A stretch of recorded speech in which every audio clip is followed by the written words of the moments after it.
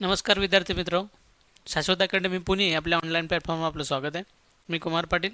आज आपण P Y Q master class या नावानं इकॉनॉमिक्ससाठी पी वाय क्यू सिरीज सुरू करते. आपण यामध्ये chapter wise P Y Q बघणार आहे, त्याची ॲनालिसिस, त्याची आयोगाकडून दिली गेलेली उत्तरं आणि भविष्यामध्ये याचा काय उपयोग होणार आहे या संदर्भात आपण या सदरामध्ये आपण चर्चा करायची आहे. चला तर आपण सुरू करूया. पहिला चॅप्टर आपण आज सुरू करणार आहे तो मोस्ट इम्पॉर्टंट चॅप्टर म्हणजे नॅशनल इन्कम किंवा राष्ट्रीय उत्पन्न. राष्ट्रीय उत्पन्नावर आतापर्यंत पाठीमागच्या 10 वर्षापर्यंत विचारलेले सगळे क्वेश्चन आपण यामध्ये सॉल्व्ह करणार आहे. त्याची संभाव्य उत्तरं काय दिली गेली होती, नंतरनं आयोगाकडून कोणती उत्तरं डिसाईड करण्यात आली आणि भविष्यामध्ये जाऊन आपल्याला त्याचा काय फायदा होऊ शकतो याचा आपण चर्चा करणार आहे. चला तर आपण पहिला क्वेश्चन बघूया. राष्ट्रीय उत्पन्नाच्या हिशोबासाठी 1993-94 या मूळ वर्षाऐवजी CSOद्वारे कोणत्या सुधारित वर्षाचा वापर करण्यात आला. आता पहिल्यांदा काही बेसिक कन्सेप्ट समजावून घेणं गरजेचं आहे. पहिलं येतं की आधारभूत वर्ष म्हणजे काय. पहिली संकल्पना काय येते की आधारभूत वर्ष. आधारभूत वर्ष नेमकं काय असतं.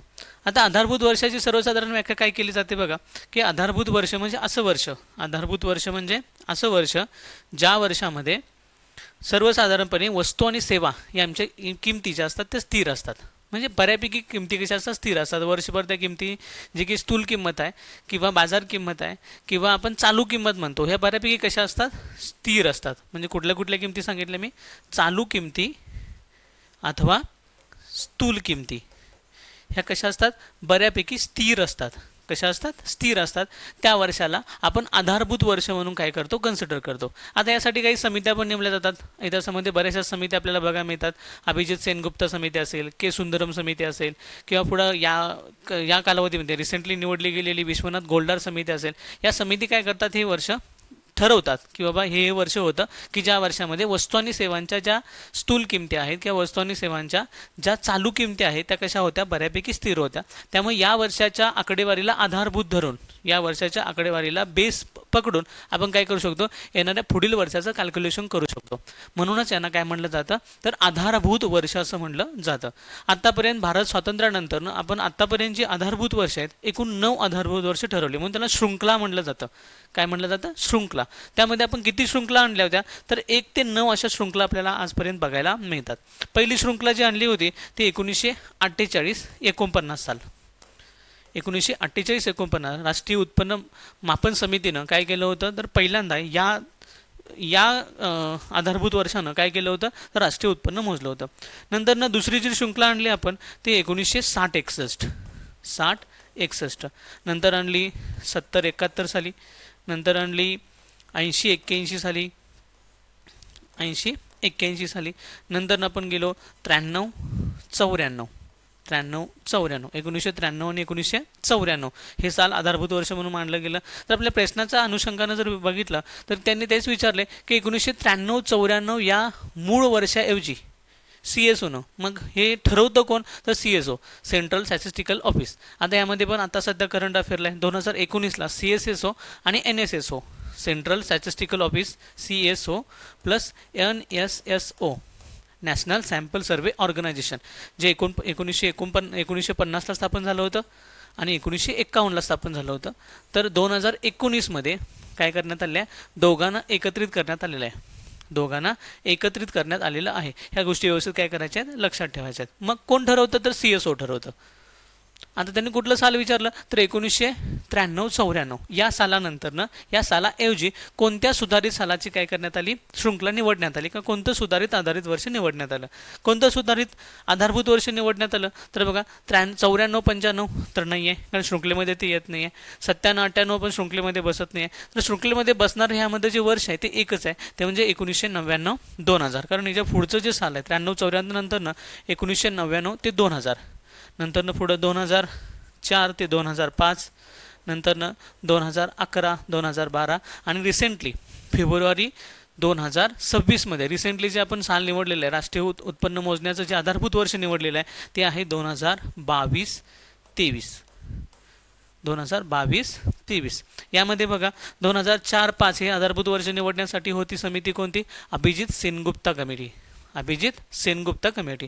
नंतर 2011-12 हे साल निवडण्यासाठी कोणती समिती होती, तर के सुंदरम समिती. आणि 2022-23 हे साल निवडण्यामध्ये कोणत्या समितीचा शिफारशीचा महत्त्वाचा वाटा आहे, तर ती महत्त्वाची समिती आहे विश्वनाथ गोलदार समिती. विश्वनाथ गोलदार समिती 2025ला काय करण्यात आली, सिलेक्ट करण्यात आली. या करंट अफेअरवरनं जाऊन आयोगानं काय केला, तर 2000 बघा, महाराष्ट्र गट क सेवा संयुक्त पूर्व परीक्षा 1 जून 2025 मध्ये हा आपल्याला क्वेश्चन विचारलेला बघायला मिळतो. म्हणजे काय, आयोग काय करतो, तर रिसेंट ट्रेंडला फॉलो करतो किंवा करंट अफेअरला फॉलो करतो, यावरून आपल्याला बघायला मिळतं. असे बरेचसे क्वेश्चन मी तुम्हाला सांगेल की त्या काळामध्ये जे जे करंट अफेअर घडलं होतं त्या करंट अफेअरवर आधारितच आयोगानं काय केलेले क्वेश्चन विचारलेले आपल्याला बघायला मिळतात. 2025च्या समितीवर आधारित त्यांनी काय केलं, तर मागे जाऊन इतिहासामध्ये जाऊन 1993-94 नंतरनं कोणतं साल आधारभूत वर्ष नेमण्यात आलं यावर काय केला होता, क्वेश्चन विचारला होता. त्यामुळे ह्या गोष्टी आपल्याला नीट ॲनालिसिस करणं गरजेचं आहे. जर शृंखला सगळ्या पाठ असतील तर ह्या आरामात आपल्याला उत्तर काढायला काय जातं, सोपं जातं. चला आपण पुढचा प्रश्न बघू. खालील विधाने विचारात घ्या. स्थूल राष्ट्रीय उत्पन्नापेक्षा, स्थूल राष्ट्रीय उत्पन्न म्हणजे आपण त्याला म्हणतो GDP, स्थूल राष्ट्रीय उत्पन्नापेक्षा निव्वळ राष्ट्रीय उत्पादन, स्थूल राष्ट्रीय उत्पन्न नाही, स्थूल आपण त्याला GNP म्हणतो. स्थूल राष्ट्रीय उत्पन्न म्हणजे GNP आणि निव्वळ राष्ट्रीय उत्पन्न म्हणजे NNP. निव्वळ राष्ट्रीय उत्पन्न म्हणजे NNP नेहमीच कमी असते. आता बघा, राष्ट्रीय उत्पन्न मापनच्या ज्या पद्धती आहेत त्या पद्धती कुठल्या कुठल्या आहेत, तर पहिलं येतं GDP. पहिली पद्धत येते GDP, ग्रॉस डोमेस्टिक प्रोडक्ट. दुसरी पद्धत येते ती GNP, ग्रॉस नॅशनल प्रोडक्ट. तिसरी पद्धत येते ती NNP, नेट नॅशनल प्रोडक्ट. अशा आपल्याला 3 पद्धती आलेल्या बघायला मिळतात.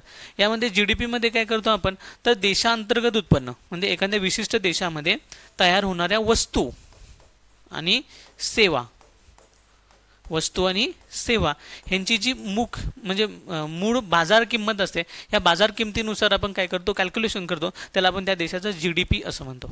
नंतर GNP मध्ये काय करतो, तर डोमेस्टिक या शब्दाऐवजी आपण वापरतो राष्ट्रीय, नॅशनल असा शब्द वापरतो. नॅशनलमध्ये काय होतं, तर GDP मध्ये आपण X -M म्हणजे काय, तर परकीय व्यक्तींनी भारतामध्ये जे कमवलेलं उत्पन्न आहे ते आपण वजा करतो आणि भारतीय आणि परकीय देशामध्ये कमवलेलं जे उत्पन्न आहे ते आपण काय करतो, अधिक करतो. म्हणजे काय, भारत ज्या वस्तू काय करतो, निर्यात करतो, त्या वस्तूंना आपण काय करतो, प्लस करतो, आणि भारत ज्या वस्तूंना आयात करतो त्या वस्तूंना आपण काय करतो, मायनस करतो. म्हणजे प्लस आणि मायनस, X -M, निर्यात वजा आयात ही गोष्ट केली जाते. त्यालाच आपण म्हणतो GNP, ग्रॉस नॅशनल प्रोडक्ट.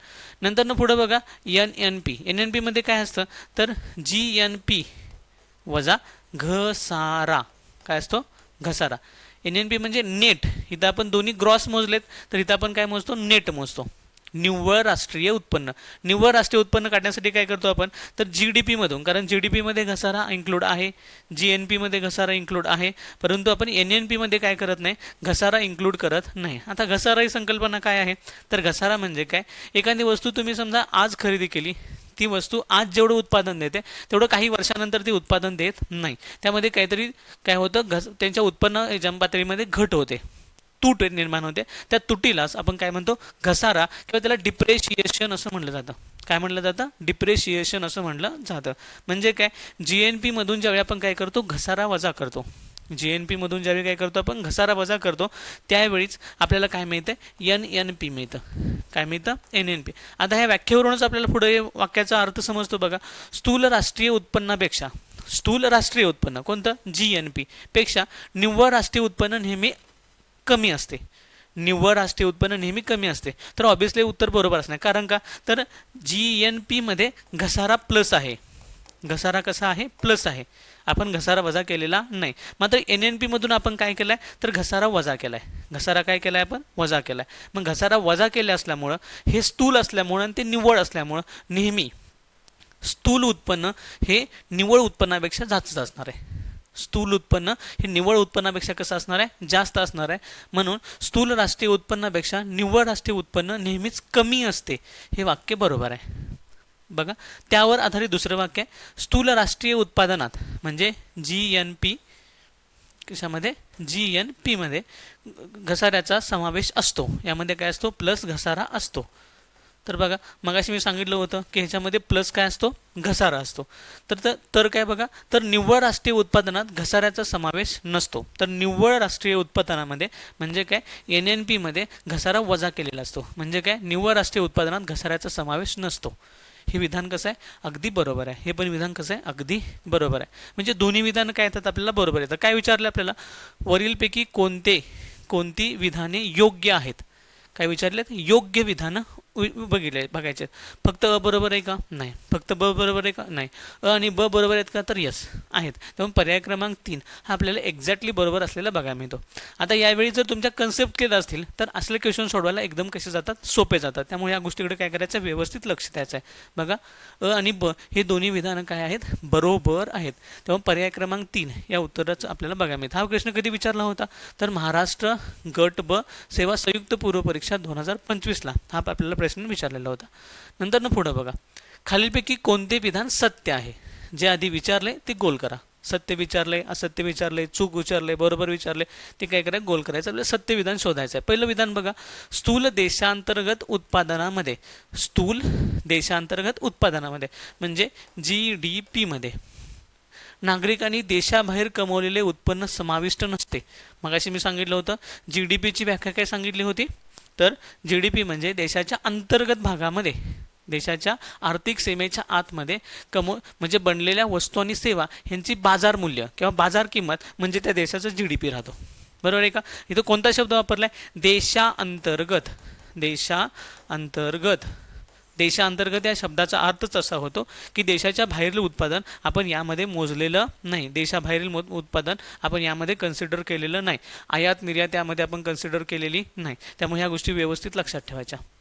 देशांतर्गत आयात निर्यात आपण त्यामध्ये काय केलेलं नाही, कन्सिडर केलेलेच नाही. मग पहिलं वाक्य बघा, नागरिकांनी देशाबाहेर कमवलेले उत्पन्न समाविष्ट नसते. तर विधान बरोबर आहे का, तर विधान बरोबर आहे. दुसरं विधान बघा, स्थूल देशांतर्गत उत्पादनामध्ये म्हणजेच काय, GDP मध्ये नागरिकांनी देशाबाहेर कमवलेले उत्पन्न समाविष्ट असते. आता सांगितलं नागरिकांनी देशाबाहेर कमवलेले उत्पन्न समाविष्ट नसते, तर याचा अर्थ काय होणार आहे, तर इथं समाविष्ट असते हे विधान काय असणार आहे, चूक असणार आहे. हे विधान काय असणार आहे, चूक असणार आहे. आपल्याला बरोबर विधान काय विचारले, काय आपल्याला, तर विधान सत्य कोणतं आहे, सत्य विधान कोणतं आहे, तर विधान अ हे काय आहे, सत्य आहे. कोणतं विधान सत्य आहे, अ हे विधान सत्य आहे की GDP मध्ये देशातील नागरिकांनी बाहेर कमवलेलं उत्पन्न आपण काय करत नाही, कन्सिडर करत नाही किंवा ग्राह्य धरत नाही. त्यामुळे विधान अ काय आहे, बरोबर आहे. कोणता पर्याय येतो, फक्त अ बरोबर. पर्याय क्रमांक 1 बघा. पर्याय क्रमांक 2 फक्त ब, चूक आहे. पर्याय क्रमांक 3 अ आणि ब दोन्ही चूक आहे. नंतर यापैकी एकही नाही, हे देखील काय, चूक आहे. आपलं उत्तर काय येतं, फक्त अ हे काय आहे, विधान अगदी बरोबर असलेलं आपल्याला बघायला मिळतं.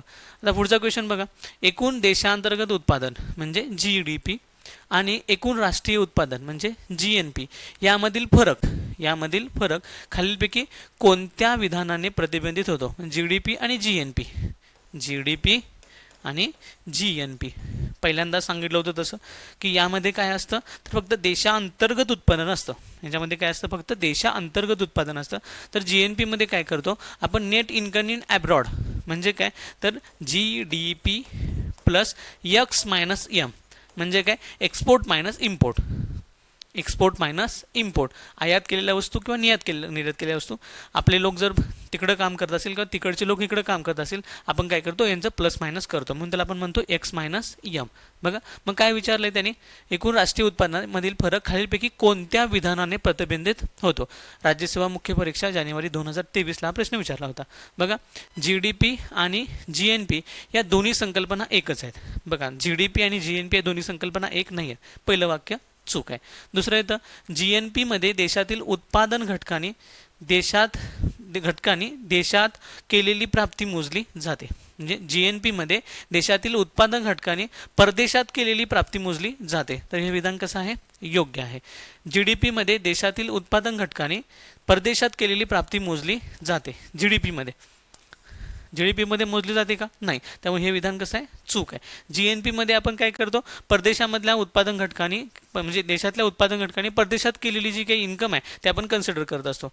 नंतर GNP या संज्ञेत भांडवली घसारा वगळला जातो. GNP मध्ये भांडवली घसारा वगळला जातो का? नाही. तर तो NNP मध्ये काय केला जातो? NNP मध्ये घसारा वजा केला जातो. त्यामुळे हे विधान कसं आहे? चूक आहे. या चारही विधानापैकी कोणतं विधान अगदी बरोबर आहे? तर GNP मध्ये ग्रॉस नॅशनल प्रोडक्टमध्ये उत्पादन घटकांनी म्हणजे तर मग व्यक्ती असतील किंवा मालक असेल, भांडवल असेल, उत्पादन घटकांनी परदेशात नेट इन्कम इन ॲब्रॉड म्हणतो आपण त्याला. ॲब्रॉड म्हणजे परदेशात कमवलेले जे काही प्राप्ती आहे ती मोजली जाते. काय केली जाते? मोजली जाते. म्हणूनच GDP plus X minus EM हे आपण सूत्र वापरतो. लक्षात आलं का? म्हणून विधान कोणतं बरोबर आहे? तर विधान क्रमांक 2 हे अगदी बरोबर असलेलं आपल्याला बघायला मिळतं. त्यामुळे या प्रश्नाचं उत्तर काय? तर विधान क्रमांक 2 या प्रश्नाचं उत्तर आहे. बघा पुढचं, खालीलपैकी कोणती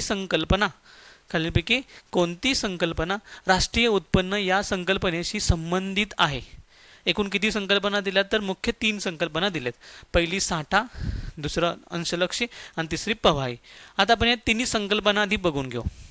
बघा, पहिले ते साठा संकल्पना काय म्हणते की ज्या संकल्पनेमध्ये गोष्टींचा विचार फक्त अंशकालीन केला जातो, काही कालावधीपुरताच आपण मर्यादित करतो, त्याला आपण साठा ही संकल्पना म्हणतो. म्हणजे बँकेमध्ये असणारा पैसा, आपली असणारी संपत्ती, ह्याला आपण साठा ह्या संकल्पनेमध्ये कन्सिडर करतो. बघा, साठा ही संकल्पना म्हणजे काय? ज्या संकल्पनेमध्ये वस्तूंचा विचार किंवा गोष्टींचा विचार फक्त तात्पुरत्या कालावधीसाठी, इमिजिएट गोष्टींसाठी किंवा तात्पुरत्या कालावधीसाठी करतो, त्याला आपण साठा असं म्हणतो. नंतर अंशलक्षी म्हणजे काय? ज्या संकल्पनेमध्ये एका छोट्या समूहाचा अभ्यास केला जातो. म्हणजे काय? राष्ट्रीय उत्पन्न न मोजता फक्त एका व्यक्तीचं उत्पन्न मोजलं जातं. पूर्ण बागेचं उत्पन्न न मोजता एक बागेतल्या एका झाडाचं उत्पन्न मोजलं जातं, त्याला आपण म्हणतो अंशलक्षी. अर्थशास्त्राचे जे मुख्य 2 प्रकार पडतात ना, मायक्रो इकॉनॉमिक्स आणि मॅक्रो इकॉनॉमिक्स, त्यामधले मायक्रो सूक्ष्म घटकांचा अभ्यास करणारं संकल्पना. आणि तिसरी येते ते म्हणजे प्रवाही संकल्पना. ज्या संकल्पनेमध्ये एका विशिष्ट कालावधीचा अभ्यास केला जातो, ज्या संकल्पनेमध्ये एका विशिष्ट कालावधीचा अभ्यास केला जातो त्या संकल्पनेला आपण म्हणतो प्रवाही संकल्पना. म्हणजे काय? राष्ट्रीय उत्पन्नाचं मापन करताना आपण एका वर्षाचा कालावधीचा विचार करतो. म्हणजे एक विशिष्ट कालावधी आहे, फक्त एका क्षणाचा आहे का? किंवा एका फक्त घटनेचा आहे का? नाही. फक्त एका क्षणाचा असेल तर तो साठा. नंतर एका घटनेबद्दल, एका व्यक्तीबद्दल, एका संघटनेबद्दल, एका संस्थेबद्दल असेल तर त्याला आपण म्हणणार आहे अंशलक्षी. आणि एका विशिष्ट कालावधीचा जर विचार करत असेल, म्हणजे आपण राष्ट्रीय उत्पन्न मोजताना काय करतो? तर एक विशिष्ट कालावधी म्हणजे 1 वर्षाचा, बरोबर आहे का? त्या एका वर्षामध्ये वाहणाऱ्या वस्तू आणि त्यामध्ये निर्माण होणाऱ्या वस्तू आणि सेवा गुड्स अँड सर्व्हिसेस यांचा आपण काय करतो? फ्लो.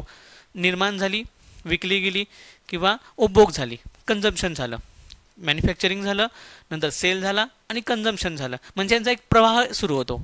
काय चालू होतो? एक फ्लो सुरू होतो, एक प्रवाह सुरू होतो. त्या कन्सेप्टलाच आपण फ्लो कन्सेप्ट असं म्हणतो. Flow concept. म्हणजे जी कन्सेप्ट किंवा जी संकल्पना एका विशिष्ट कालावधीसाठी लागू होते, एका विशिष्ट कालावधीसाठी असते, तिला काय म्हणतात? प्रवाही असं म्हणलं जातं. मग काय विचारलं इथं?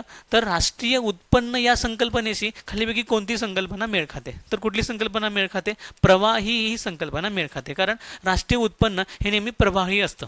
म्हणजे काय? ते एका विशिष्ट वर्षासाठी असतं आणि त्यामध्ये वस्तू आणि सेवांचा काय असतो? एक मुक्त प्रवाह असतो. काय असतो? मुक्त प्रवाह असतो. म्हणून ही कोणती संकल्पना त्याला लागू होते? तर प्रवाही ही संकल्पना लागू होते. त्यामुळे या प्रश्नाचं उत्तर येतं पर्याय क्रमांक 3 हे आपल्याला उत्तर आलेलं बघायला मिळतं. नंतर पुढचा भाग बघा. आर्थिक सुधारणानंतर म्हणजे 1990-91 ते 2011-12-13 या काळात स्थूल देशांतर्गत उत्पादनाचा म्हणजे GDPचा दर प्रवृत्ती दर्शवतो. म्हणजे खालीपैकी कोणती प्रवृत्ती दर्शवतो? वाढलेला आहे, घटलेला आहे, स्थिर राहिलेला आहे, ह्याला आपण प्रवृत्ती असं म्हटलं जातं. आता आपण विचार करू, आपण LPG आणलं होतं 1991 साली. LPG कधी आणलं आपण? 1991 साली आपण LPG आणलं. बघा, साल होतं 1990-91. आपण टाईमलाईन जर काढली तर बघा, साल 1990-91. दुसरं साल कोणतं सांगितलं तर 2000 म्हणजे 1999-2000.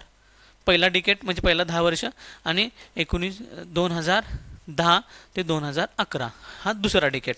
समजलं? आता बघा, 2000 म्हणजे 1990 1990-91 मध्ये भारताचा जो GDP होता त्याचा जो वाढीचा दर होता तो फक्त होता 1.1%.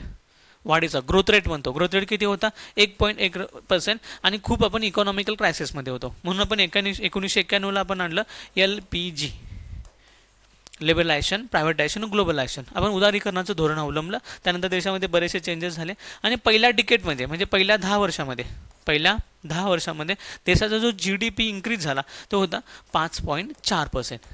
4% इन्क्रीज झाला. म्हणजे कधीपासून 1990-91 पासून 1999 ते 2000 पर्यंत आणि 1999 ते 2000 पासून 2010 ते 2011 पर्यंत देशाचा GDP जो इन्क्रीज झाला तो होता 7.4%.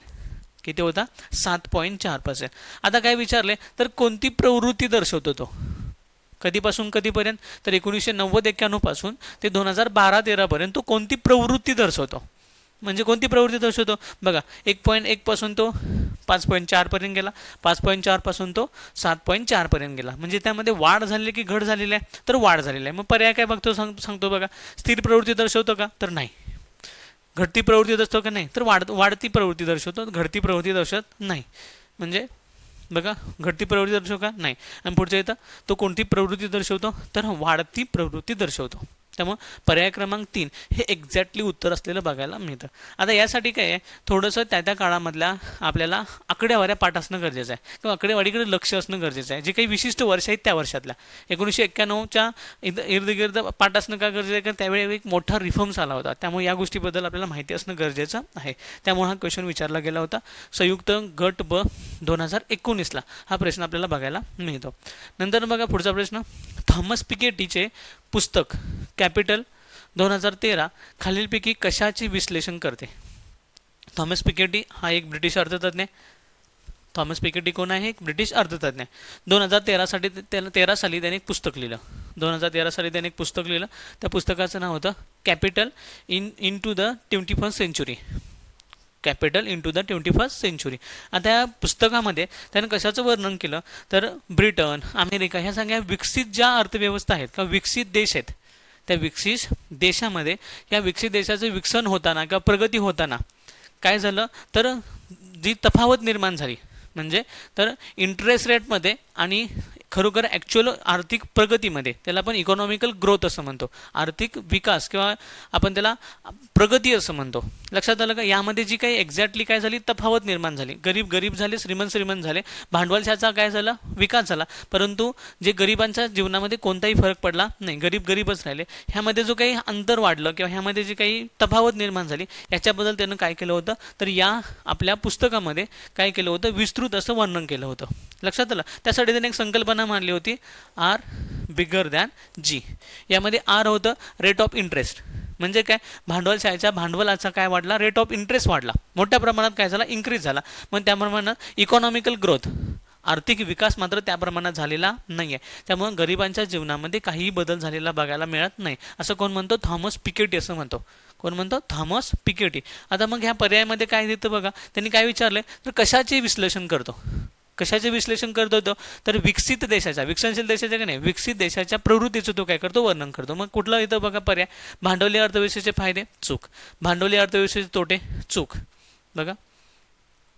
नंतर येतात हे चूक येतं. नंतर पुढचं बघा, विकसित जगामध्ये तीव्र असमानतेचा उदय. तर हे विधान अगदी बरोबर आहे. काय सांगितलं विकसित जगामध्ये तीव्र असमानता हेच तो सांगतो आर बिगर दॅन जी.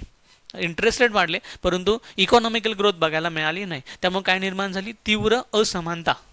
काय झाली तीव्र असमानता निर्माण झाली. याच्याबद्दलच कोण सांगतो थॉमस पिकेटी. हे आपल्या पुस्तकामध्ये capital into the 21st century यामध्ये तो काय करतो सांगतो.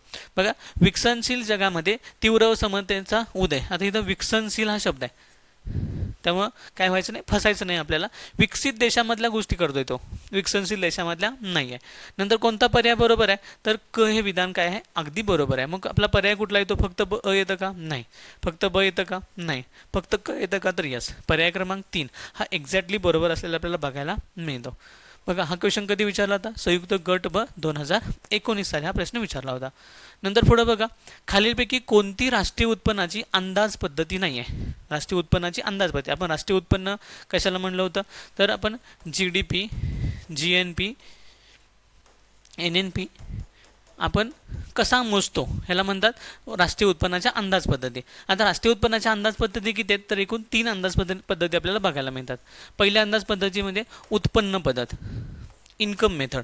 दुसरी येते ती म्हणजे एक्सपेंडिचर पद्धत, त्याला आपण म्हणतो खर्च पद्धत. आणि तिसरी येते ती म्हणजे उत्पादन पद्धत, ह्यालाच आपण म्हणतो मूल्यवर्धन पद्धत. मूल्यवर्धन पद्धती, मूल्यवर्धन पद्धती, अशा 3 प्रकारच्या पद्धती आपल्याला बघायला मिळतात, ज्या राष्ट्रीय उत्पन्नाचं काय करतात, मापन करतात. यामध्ये आपण उत्पादन होताना जे उत्पन्नाचे घटक आहेत, उत्पादनाचे घटक आहेत, त्यांना झालेला जो काही खर्च आहे तो आपण काय करतो, कॅल्क्युलेट करतो. म्हणजे आपण केलेला खर्च हे त्यांचं उत्पन्न असतं. म्हणजे काय, समजा आपण उत्पादनाचे घटक कुठले कुठले वापरतो, पहिला वापरतो आपण कामगार, दुसरा वापरतो आपण मालक, नंतर तिसरं असतं जमीन, नंतर असतं भांडवल. हे आपण उत्पादनाचे घटक वापरतो. आपण कामगाराला पगार देतो, मालकाला नफा मिळतो, जमीनदाराला काय मिळतं, रेंट मिळतं, भाडं मिळतं, आणि भांडवलाला काय मिळतो, नफा, भांडवलाला व्याज मिळतं. बरोबर आहे, समजलं. आता हे जे उत्पादन घटक आहेत, हे उत्पादन घटकांचं हे झालं उत्पन्न. उत्पादन घटकांचं काय झालं, हे उत्पन्न. आपण या सगळ्या म्हणजे वस्तू आणि सेवा तयार होताना, पूर्ण वर्षभरामध्ये वस्तू आणि सेवा तयार होताना, ह्या वस्तू आणि सेवा तयार होण्यासाठी जे उत्पन्नाचे घटक वापरले, त्यांचं जे उत्पन्न आहे ते जरी आपण एकत्रित कॅल्क्युलेट केलं तर पूर्ण देशामध्ये किती वस्तू आणि किती सेवा तयार झाल्या हे आपल्याला कळतं. म्हणून ही राष्ट्रीय उत्पन्न मापनाची ही उत्पन्न पद्धत आहे. कोणती पद्धत आहे, उत्पन्न पद्धत. दुसरी पद्धत येते खर्च पद्धत. आता ह्या वस्तू तयार झाल्यात, उत्पादनाचा घटक वापरून आपण वस्तू काय केले, तयार केले. त्या वस्तू खरेदी केल्या असतील, कोणतरी त्याचा उपभोग घेतला असेल, कन्झम्पशन झाला असेल, बरोबर आहे का, त्यावर खर्च केला असेल, तो खर्च आपण कॅल्क्युलेट करायचा. तो काय करायचा, खर्च कॅल्क्युलेट करायचा. मग गव्हर्नमेंटकडून केला जाणारा खर्च, खाजगी लोकांच्याकडून फ्रीज, TV, टूथब्रश याच्यासाठी केला जाणारा खर्च, आपण टोटल जर खर्च कॅल्क्युलेशन केला तर आपल्या खर्च पद्धतीनं काय मिळतं, राष्ट्रीय उत्पन्नाचं मोजमाप करता येतं. आणि तिसरी पद्धत येते तर आपण उत्पादन पद्धत किंवा आपण मूल्यवर्धन पद्धत असं म्हणतो. हे उत्पन्नाचे घटक वापरून जे उत्पादन तयार होतं, ज्या वस्तू आणि सेवा तयार होतात, समजलं, त्याचं कॅल्क्युलेशन करायचं. किती रुपयाच्या वस्तू तयार झाल्या, किती रुपयाच्या सेवा तयार झाल्या. पण त्यामध्ये कोणती पद्धत वापरायची, मूल्यवर्धन पद्धत वापरायची. त्याला आपण म्हणतो GVA method, gross value addition.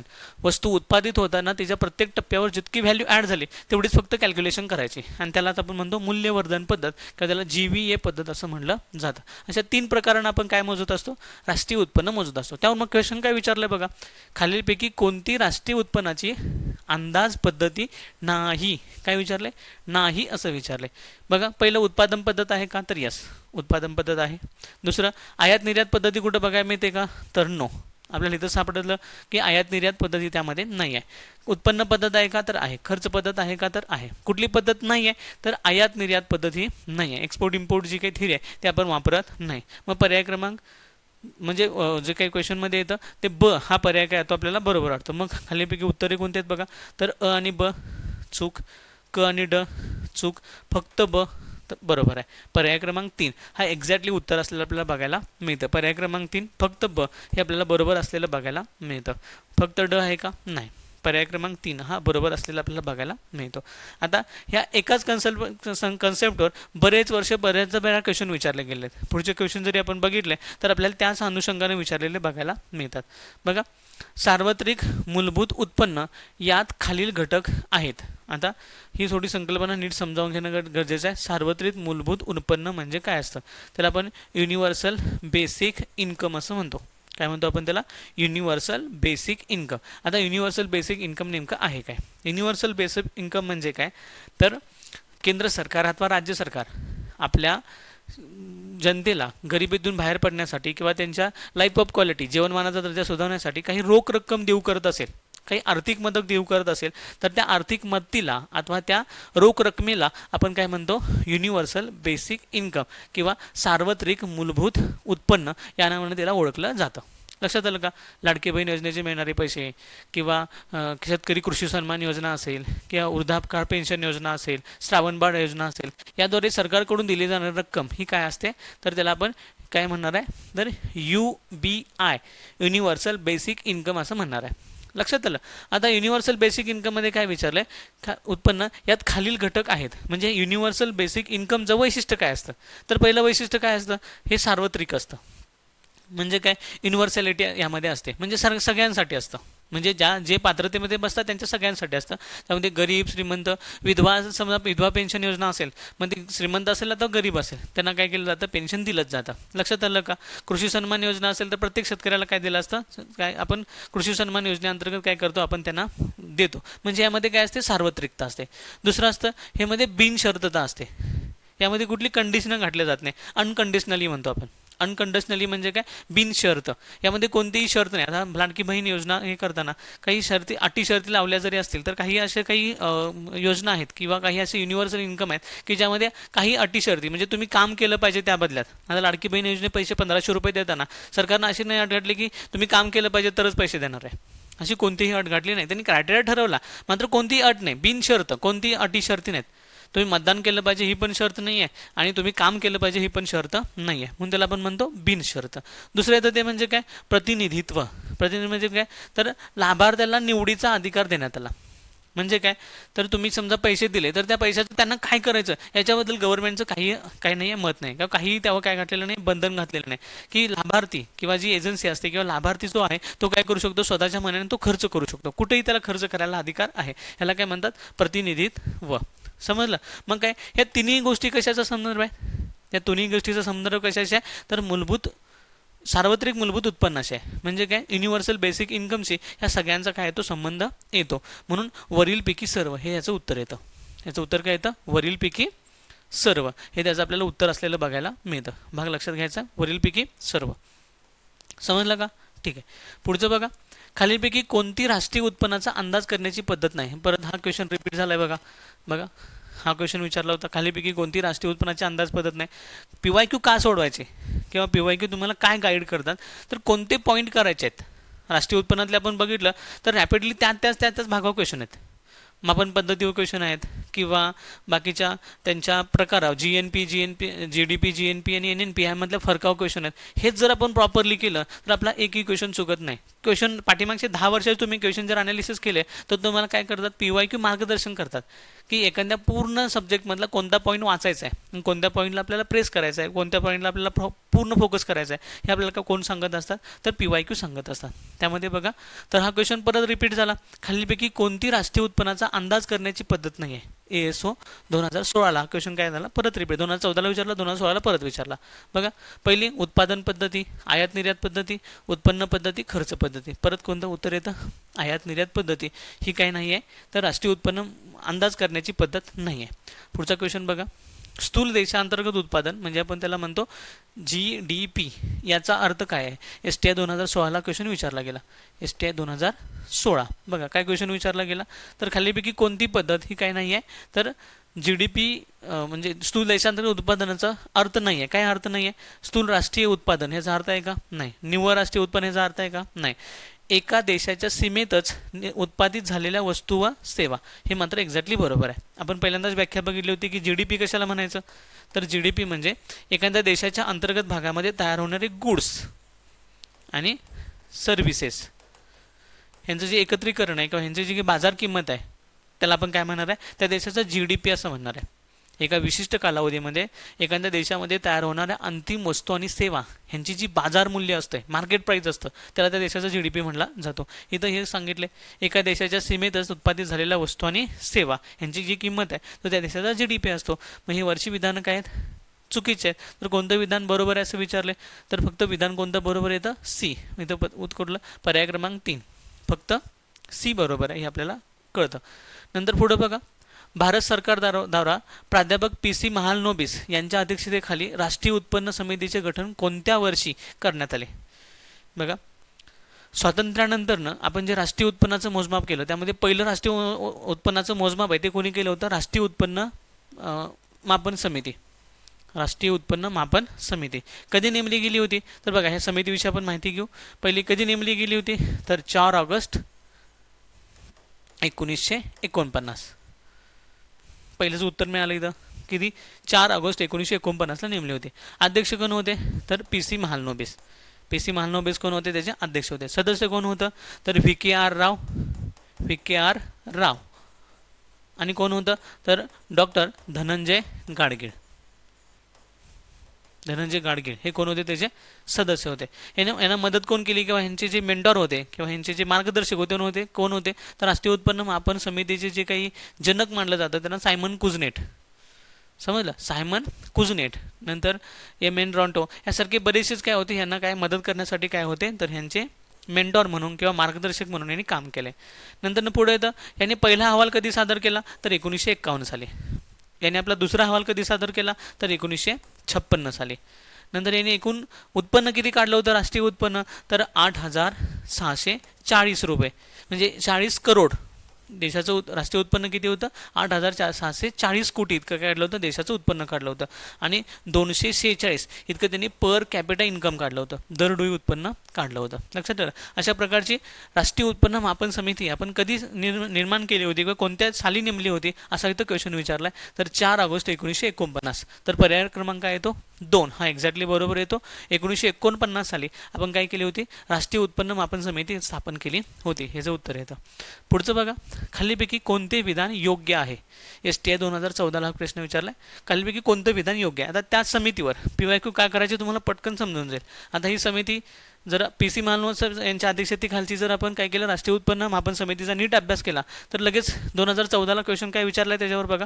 तर स्वातंत्र्यानंतर भारत सरकारने राष्ट्रीय उत्पन्न समिती ऑगस्ट 1948 मध्ये नेमली. 1948 मध्ये नेमली. 48 मध्ये नेमले का? तर नाही, 4 ऑगस्ट 1949ला नेमले. त्यामुळे हे विधान चूक आहे. नंतर पुढं प्रोफेसर DR गाडगीळ हे त्याचे अध्यक्ष होते. आत्ताच आपण बघितलं की कोण होते? प्राध्यापक PC महालनोबिस हे त्याचे अध्यक्ष होते, ना की कोण होते? धनंजय गाडगे. धनंजय गाडगे कोण होते? त्याचे सदस्य होते.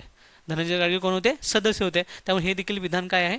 चूक आहे. त्यामुळे काय बघा, केवळ A योग्य आहे, चूक. केवळ B योग्य आहे, चूक. A आणि B दोन्ही योग्य आहे, चूक. A आणि B दोन्ही अयोग्य आहे. पर्याय क्रमांक 4 हा एक्झॅक्टली बरोबर असलेला आपल्याला बघायला मिळतो. म्हणजे क्वेश्चन कसे रिपीट होतात, फिरून विचारले जातात पण रिपीट होतात. ह्यासाठी PYQ वाचायचे. PYQ हे आपल्याला सांगतात की पूर्ण चॅप्टरमध्ये कोणत्या गोष्टीकडे फोकस करायचा आहे, कोणत्या गोष्टीकडे फोकस करायचं नाही, हे आपल्याला PYQ सांगतात. त्यामुळे आपल्याला PYQ प्रॉपर करावे लागतात.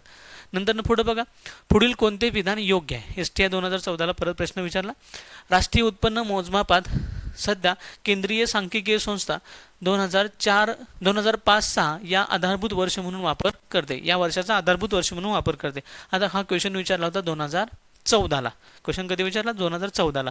बघा, 2014ला जरी क्वेश्चन विचारला असला तरी राष्ट्रीय उत्पन्न सध्या केंद्रीय सांख्यिकी संस्था म्हणजे CSO कोण? CSO कोणत्या वर्षाला आधारभूत वर्ष मानते? तर 2005-6ला. आता आपण पहिल्या क्वेश्चनमध्ये बघितलं होतं की आधारभूत वर्षाच्या ज्या काही 9 शृंखला झाल्या त्यामध्ये 2005-6 ही कुठलीही शृंखला नाही आहे. हे कोणतंही आधारभूत वर्ष मानलेलं नाही आहे. आपण आधार वर्ष कोणतं मानलं होतं? 2004-5. त्यामुळे पहिलंच विधान काय येतं? आपण चूक मानू शकतो. नंतर दुसरं विधान येतं, पूर्वी 2000-2001 हे आधारभूत वर्ष. तर पूर्वी पण 2000 किंवा 2001 हे आधारभूत वर्ष कधीच नव्हतं. बघा, 1999 आणि 2000 हे आपल्याला आधारभूत वर्ष बघायला मिळतं. पहिल्याच क्वेश्चनचे उत्तर होतं की 1999 आणि 2000 हे आपल्याला काय बघायला मिळतं?